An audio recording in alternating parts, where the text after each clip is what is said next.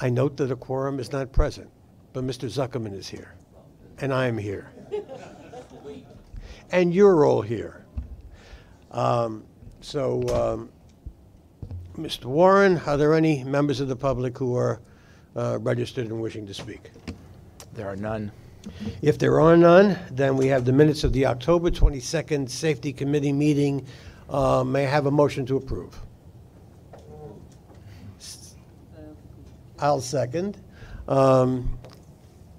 Any comments, changes? Hearing none, all in favor of accepting the minutes? That's unanimous. That was the best vote of the day. And it'll be the only unanimous vote of the day. Mr. Warren, are there any changes to the work plan? There are none. However, we are submitting the 2019 work plan to the committee for review, and they can find that on page 5 of their book. No action required today. In that case, we'll start off with a safety briefing. Good morning. Thank you. If an alarm sounds, please wait for the public address system and follow the instructions provided. If told to go to another floor, please leave your belongings here and follow those instructions as well. If you do see smoke or flames that are present, please notify one of the emergency personnel in the area, and they'll immediately call for assistance. In case you need any emergency assistance, there is an AED outside, out by the guard booth, the guard desk as you came in, and they certainly can help you as well with that. If you do leave and need to evacuate the floor, please use the stairs and not the elevators. The stairs are located directly across the hall, the main hall out these doors. And if there are any questions, certainly there are emergency personnel in the room that can help. Thank you. Okay. All right. Good morning. Commissioners, MTA staff, and guests, thank you for your participation in this Safety Committee meeting. We have a couple of special topics to present today. One topic is to provide the members of the Safety Committee information regarding the Federal Transit Administration's new Safety Management Plan regulation, which affects the New York City Transit. This topic is of significance to this committee as it directly places a federal requirement on the board. But before we have the New York City Transit describe this new regulation, each of the agencies will highlight their 2018 safety statistics, as was the request of this committee to do periodically. Many of you have had the opportunity to review and ask specific questions regarding safety statistics during the agency's committee meetings this last Tuesday. Therefore, I have asked the safety leaders to use this opportunity to highlight the safety challenges involving customers. Specifically, the agencies will describe efforts regarding trespassing and other incidents involving significant injury and, in particular, fatalities of customers. The challenge of influencing safe customer behaviors on our transportation system is not unique to the MTA. It is a significant challenge across the entire surface transportation sector. Consequently, the U.S. Department of Transportation has asked their subordinate administrations, including the Federal Railroad Administration and the Federal Transit Administration, to focus this year on reducing incidents of trespass and customer injuries. Similarly, the National Transportation Safety Board, or NTSB, is considering a study of the body of information regarding passengers that fell between subway cars to identify best practices and new practices that can mitigate this risk. To illustrate the challenge confronting the transportation industry, look at this first slide. Next slide, please. The statistics regarding national commuter rail, so this is just rail, system trespassing incidents for the first 9 months of 2018 show no improvement in limiting trespass incidents, but thankfully the injuries did decrease. However, when you go to the next slide, you see that the number of fatalities has increased. These trends are troubling for several reasons, including the psychological strain placed on the train engineers and conductors who are involved in these incidents is real and unacceptable. The psychological stress endured by the families of the victims is often devastating. Transportation delays endured by our customers are significant and largely unnecessary, and the significant cost of lost time, investigations, medical treatments, and more are high. Because of these costs, the MTA will place special emphasis here on programs to, first, develop a more resilient workforce regarding psychological stress, provide tools to help recognize signs of stress in both employees and customers, and provide paths to provide support for these individuals, introduce messages that assist in deterring passengers from attempting risky behaviors, and identify feasible technical solutions that further mitigate opportunities for risky behaviors.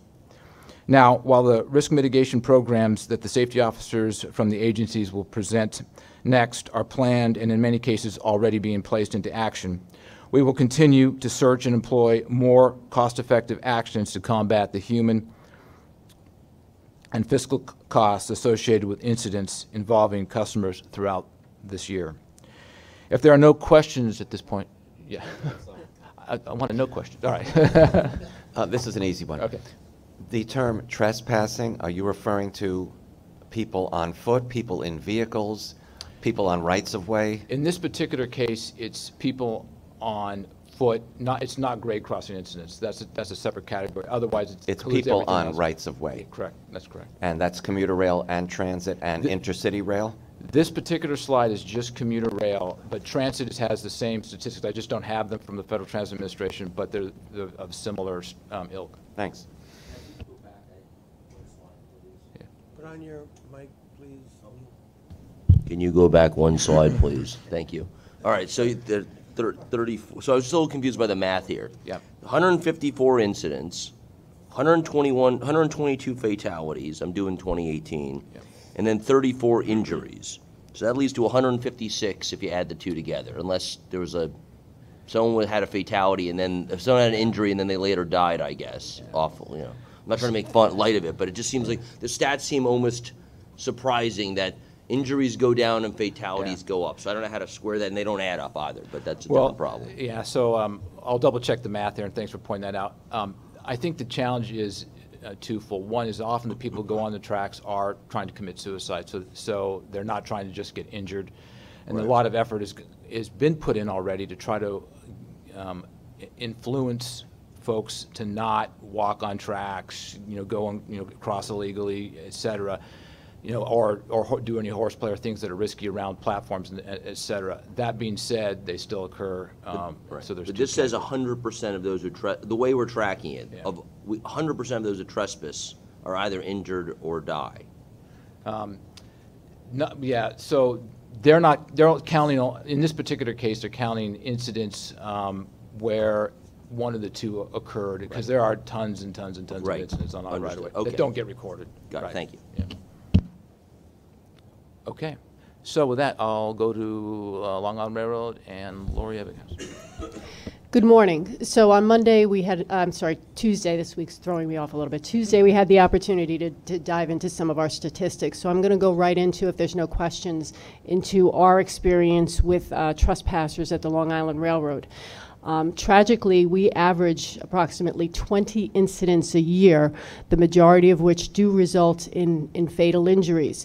This is a tragedy, as Pat mentioned, not only for the individual involved, but for their families, their loved ones, their significant others. For those that do survive, they often have a quality of life that's severely diminished because they've suffered a traumatic brain injury or amputation of limb. And also it is very much a tragedy for our train and engine service personnel. Often we hear from locomotive engineers, they see the individual, they actually make eye contact with the individual just before impact, and you can only imagine the effect that that has. And then to compound the tragedy, the train crew member, whether it be the conductor, the assistant conductor, the conductor, or the brakeman, actually now has to go down to the ground and assess the situation.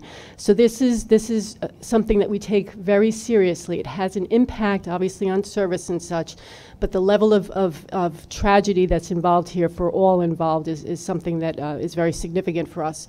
So I'm going to go right into what we've been doing over the years to address this particular type of incident. So we focus both on hardening our system as well as understanding that this is a public health crisis. And for those that you are familiar with the statistics on Long Island, the level of especially opioid use and heroin, we often find that in these instances, the majority of the events are deliberate acts. They're determined to be suicides. And we also find that the majority of individuals involved have a history of mental health challenges or are struggling with addiction. So in hardening our system, we focused basically since 2002, and a lot of our success or our efforts to address this issue rely on collaboration, and the MTA police have been fabulous partners with us on so many levels. So our right-of-way task force does an evaluation of our system every year. They go out, boots on the ground, look at the system, see where there's evidence of trespass, and we leverage the dollars that we receive from the Department of Homeland Security to actually put in high security fencing. And since we've started installing high security fencing, we've installed approximately 48 miles of fencing throughout our system, and we've definitely seen that have an impact on the level of trespass, whether again it's intentional or accidental. The efforts also that we focused on is partnering with the community. We have a very strong partnership with the Long Island Crisis Center and the response organization in Suffolk County.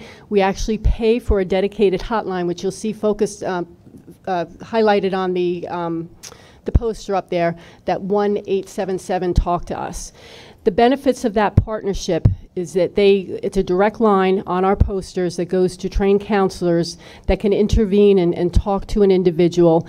And they also, if they know where the individual is located, will call the MTA police directly to go to the station or wherever that individual is along the right-of-way to try to intervene as well.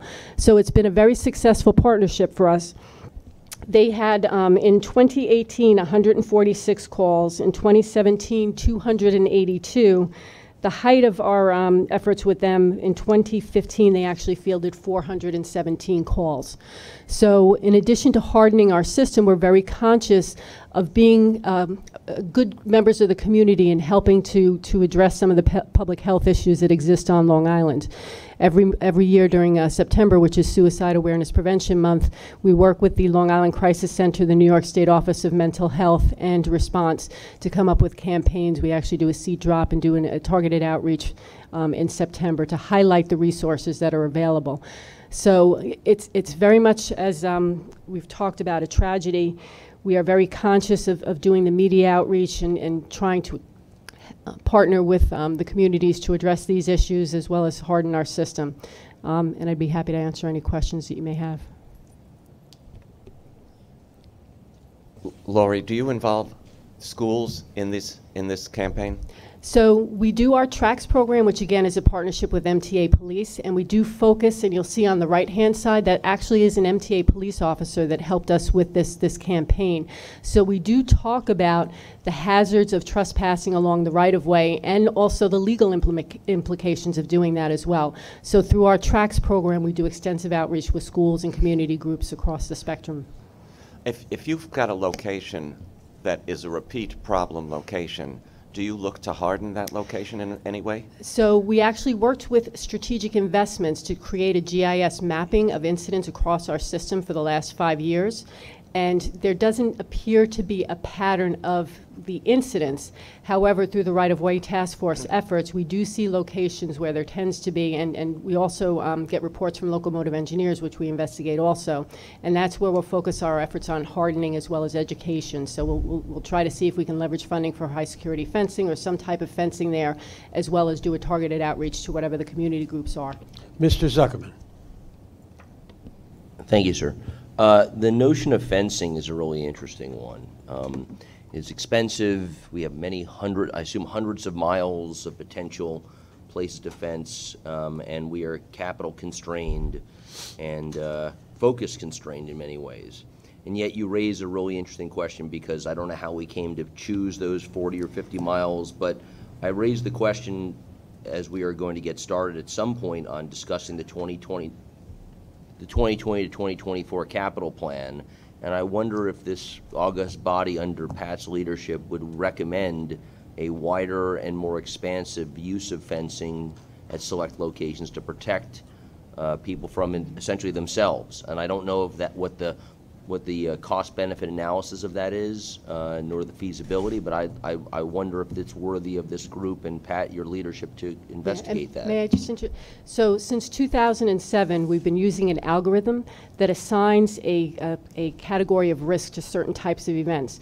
So our safety officers look at the logs every day, look where there's debris strikes, look where there's reports of locomotive engineers, and that gets a point value. They look at actual trespasser events, we look at actual incidents, and mile by mile we assign a level of risk to that particular location. And based on the level of risk, because we are conscious of the investment in the dollars for high security fencing, we'll make a recommendation whether or not it's of value to add to install high security fencing there. Well, I'd say that seems like a very useful and important thing for this committee to see, and if we need to do it in an executive session because we don't want to share with potential victims that kind of specificity, I would ask our chair of the committee to actually discuss that and then use that to move towards a discussion about whether we need to increase the fencing. That feels like a reasonable and very practical thing for us to do. I have your point, and I'll take, we'll work on it. Okay. Let's proceed. All right, good morning. Similar to Long Island, if there's no questions on the safety stats, we'll go ahead and move into the trespasser incident data. All right, looking at 2017 versus 2018, we are up 2 incidents for a total of 9%. 6 of these actually occurred at stations, and the other 7 were along the right-of-way. 9 of these resulted in fatal incidents. We have implemented various safety initiatives to help mitigate these incidents. One initiative that we are in the process of rolling out is QPR training. Question, persuade, refer. So QPR's mission is to reduce suicidal behaviors and save lives by providing innovative, practical, and proven suicide prevention training. QPR is a core rote memory training that anyone can learn and easily remember, comparable to CPR or the Heimlich maneuver. It provides individuals tools to identify people in crisis and offer them support and help in time of need. People trained in QPR learn how to recognize the warning signs of a suicide crisis, how to approach someone who may be contemplating suicide, and how to bring them to a safety and help get them the help they may need. It is important to point out, though, that this is not intended to be a form of counseling or treatment. It is only intended to offer hope through positive action. So one railroad that has had success with this program so far is Metro Commuter Railroad in Chicago. Metro has trained most of their frontline personnel, from ticket agents to maintenance employees, on the QPR program. So one story of success is with Metro Communications maintainer Matthew White. In February 2018, Matthew came to the aid of a woman who was standing on the railing of a bridge over Metro tracks. The woman was contemplating taking her own life, and with his help, he was able to talk her down to safety and get her the help that she needed. So Metro North is now currently in the process of piloting the QPR training with our employees. Yesterday we had our kickoff meeting with the executive team as well as individuals from other MTA agencies. The QPR training will provide M&R employees the fundamental tools to recognize a person in crisis and help prevent suicides on our railroad. Our employees will learn how to identify someone who might be contemplating suicide. Employees will also learn how to approach these individuals in a crisis, how to bring them to safety, and get them the help they may need. We will begin this pilot with customer service because these employees come in contact with customers every day and they are readily available to provide support to those in need. Metro employees trained on QPR will become icons of hope by lending a hand to a person in need while at work, but also in their everyday lives. I'm happy to answer any questions.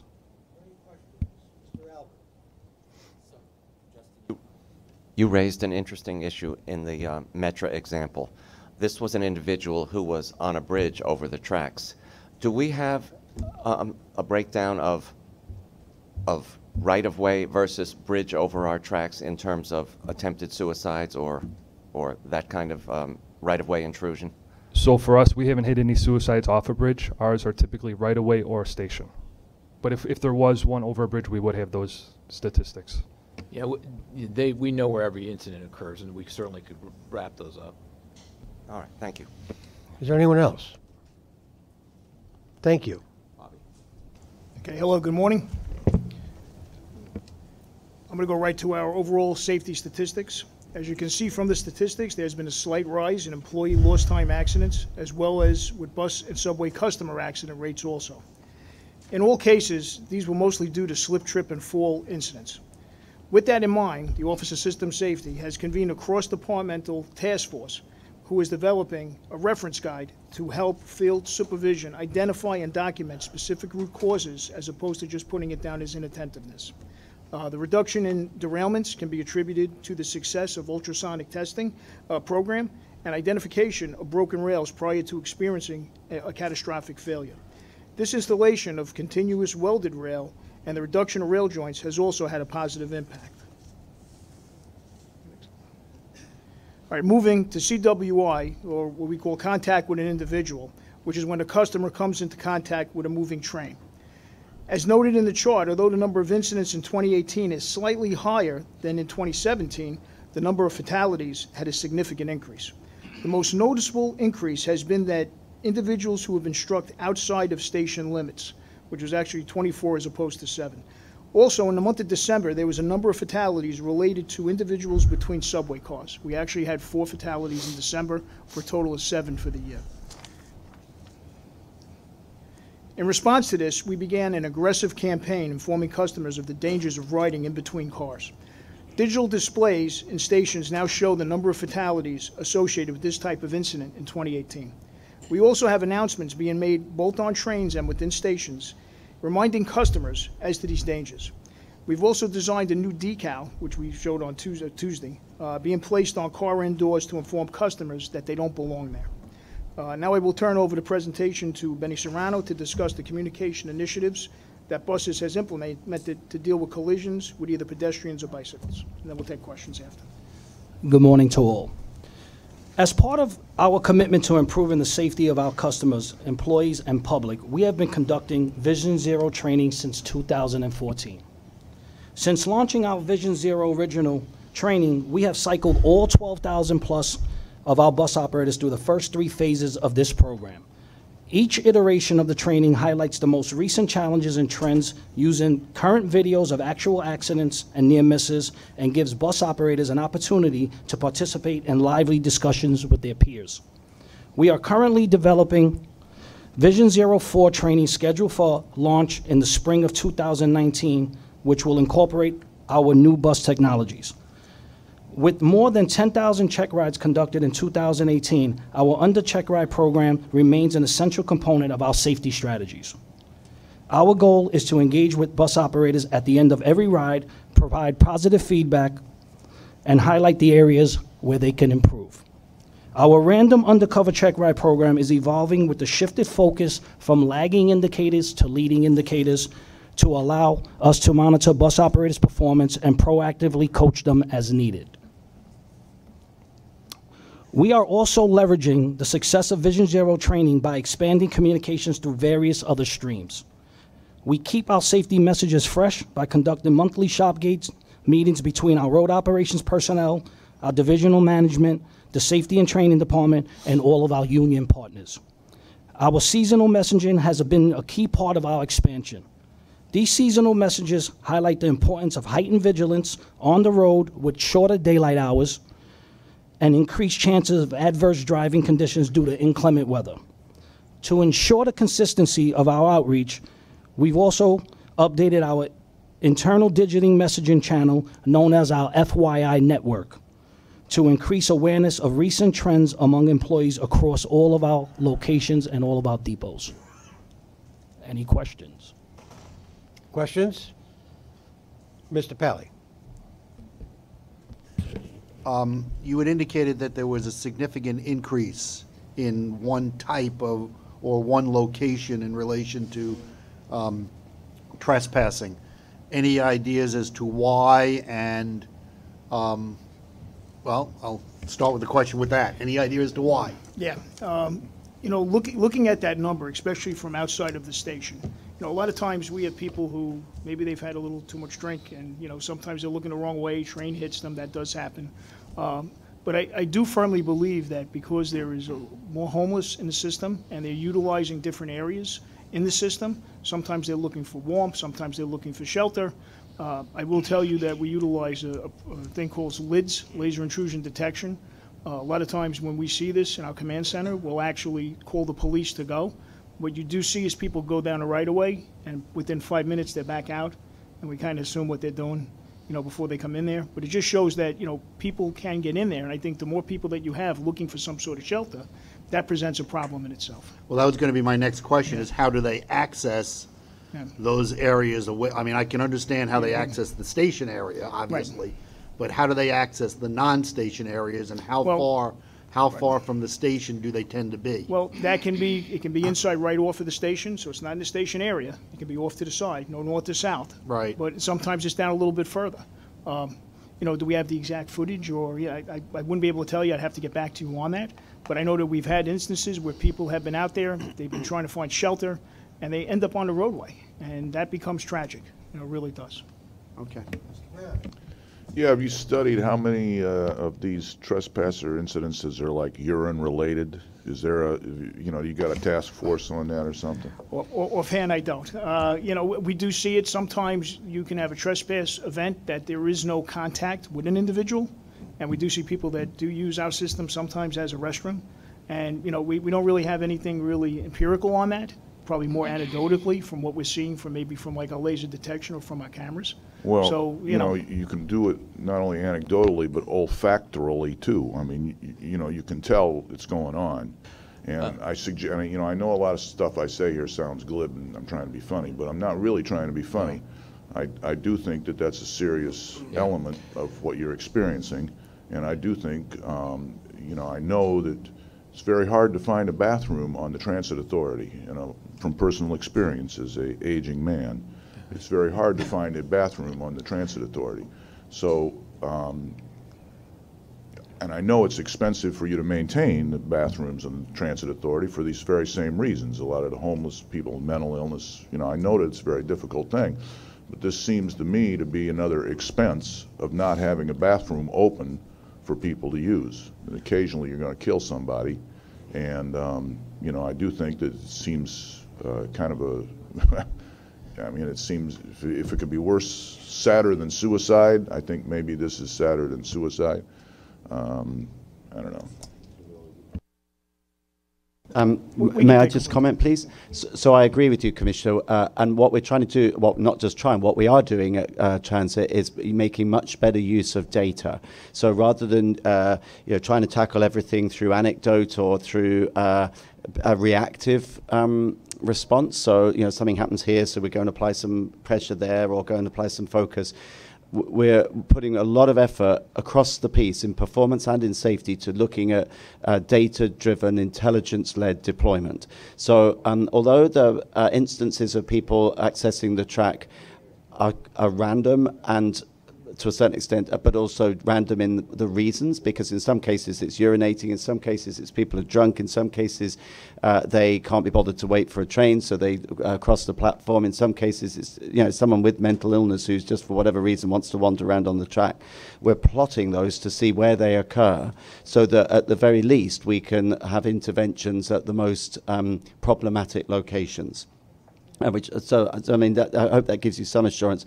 We're trying to do this in a methodical way, a data-driven way, where, for example, Bobby can then deploy some of his people to be a further mitigation.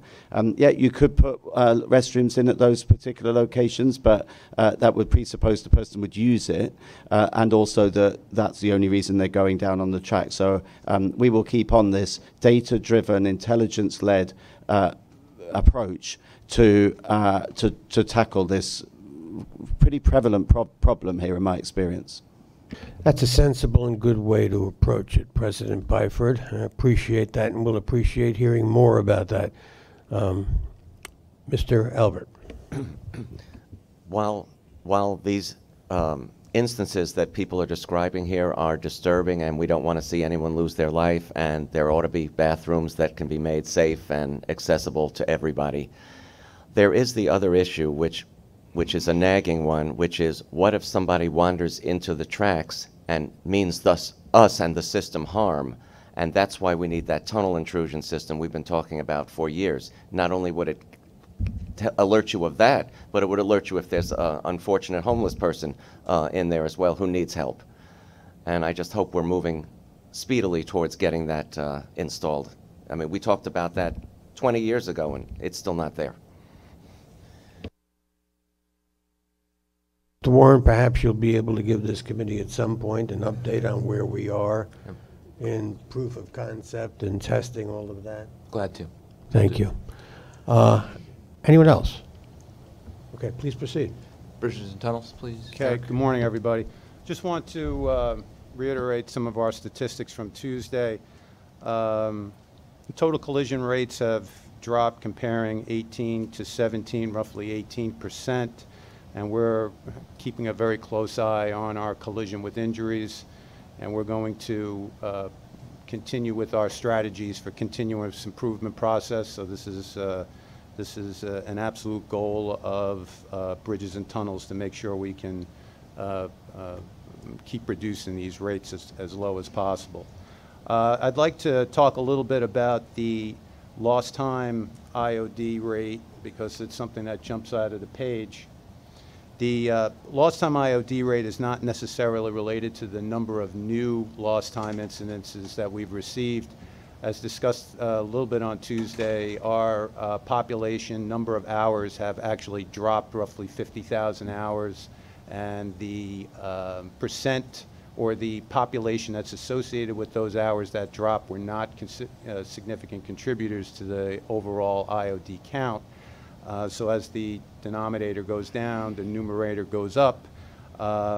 So I just want to address that as far as the actual number of IODs considered lost time, we're actually down by 10% comparing quarter to quarter. The next slide.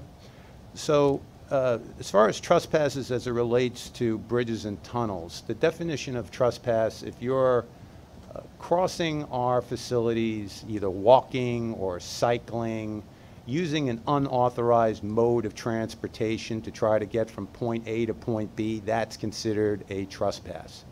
Our numbers as far as those types of incidences, and these are the actual number of incidences, remain relatively stable, where we see roughly between 42 and 43 a year. Next slide.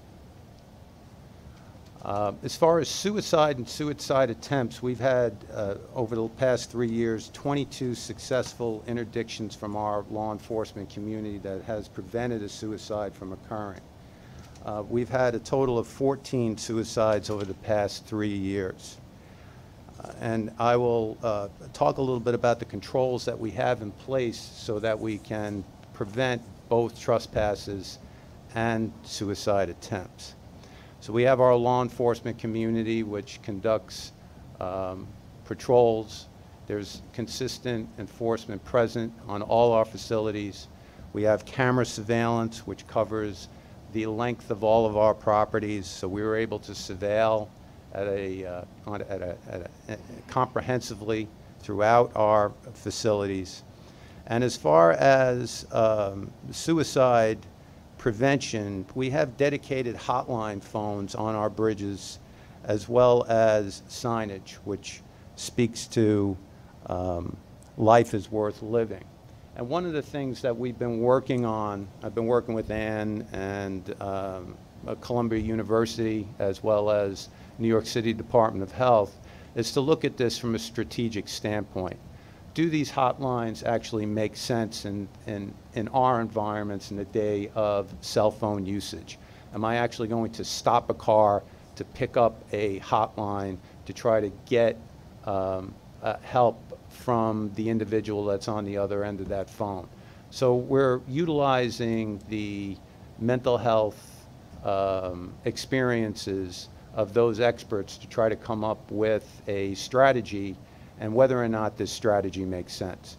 Also, even the verbiage on the signage, we're trying to see if life is worth living. Is that if you're a disturbed individual that's contemplating ending their life, is this a message that makes sense for somebody that's at that frame of mind at that point in time? So these are some of the discussions that we've had with our mental health professionals to see if we can fine-tune some of the strategies that we currently have in place.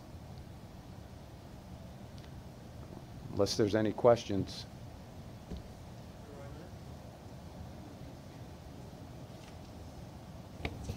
Good morning. The MTA safety management system is a robust system that is a collaborative effort between OSIP, program, CCM, and a contractor.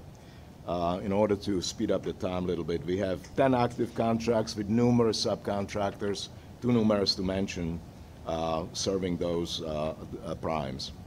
From MCACC safety for all projects, we have experienced a slight uptick from 2017 to 2018. This is by and large due to the employment of trades on East Side Access, where 55% of all trades are now specific to actual skill set like carpenters, electricians, plumbers, etc.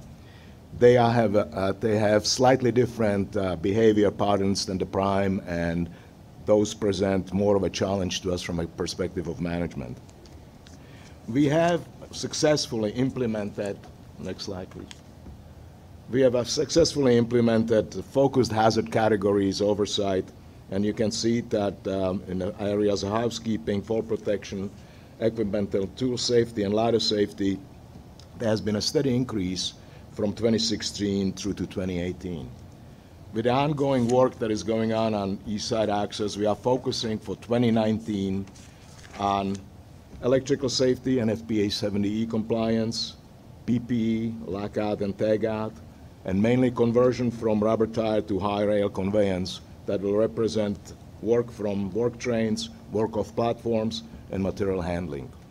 The ongoing challenges of a coordination of trades and a laydown area reduction due to the build-out will continue to pose some challenges for us that both the contractor and the program is addressing. Any questions? Thank you, Mr. Coder. Okay.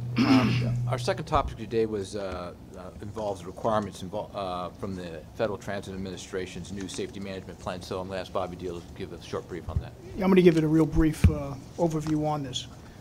Basically, what has happened is I'm sorry, just one second. We've actually had a change in the federal code federal regulations. We're going to Part 674 as opposed to Part 659, which is for reportable and oversight of incidents. Basically, we're going to change from having what's known as a system safety program plan, and it's going to go to an agency safety plan. All right, that agency safety plan is going to be based on SMS, which is the safety management system, and it revolves around 4 pillars. And if you can go to page 5, I'm going to try to expedite this. All right. Basically, what ends up happening is that underneath our SEP, the SSPP, it will actually be put into SMS. And what it really is taking 21 parts of our safety program and putting it into the 4 pillars of safety management system. And those 4 parts are safety management policy, which includes policy instructions and procedures, safety risk management, which identifies hazards to mitigate them to an acceptable level, our safety assurance, which is auditing, identifying proactive or leading indicators, and our safety promotion, which is open communication, training, and increased security awareness. The FDA also requires that agency identify an accountable executive, which would be Andy, and a chief safety officer, which would be me, and also the agency board of directors to approve the agency safety plan by July of 2020. So that's the point right there. So the board this board has to approve that plan. You know, SMS focuses on a commitment from the executive management to control hazards and drive a continuous improvement process with input from all of the employees.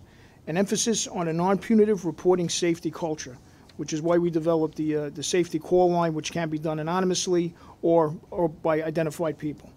And values metrics to be able to measure and evaluate the effectiveness of our safety program. And I just want to give you a real quick version of what's coming. With that, I presume that we will have a report on that at our next safety committee meeting. Yes. With a recommendation ready to be made to the board if the safety committee votes it out. Yes. Mr. Zuckerman. Thank you, sir.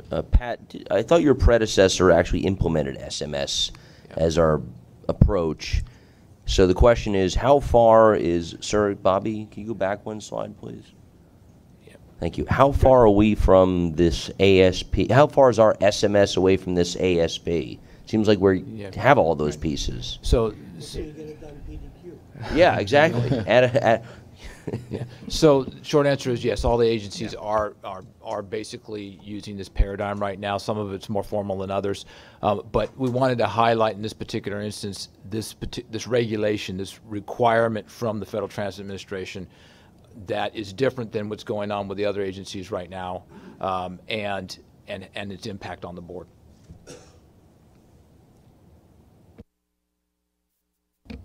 Anyone else? Mr. Warren. That concludes our information that we have for you today. That concludes our agenda. May I have a motion to adjourn? Second, all in favor. This meeting's adjourned. Board meeting will convene at 9.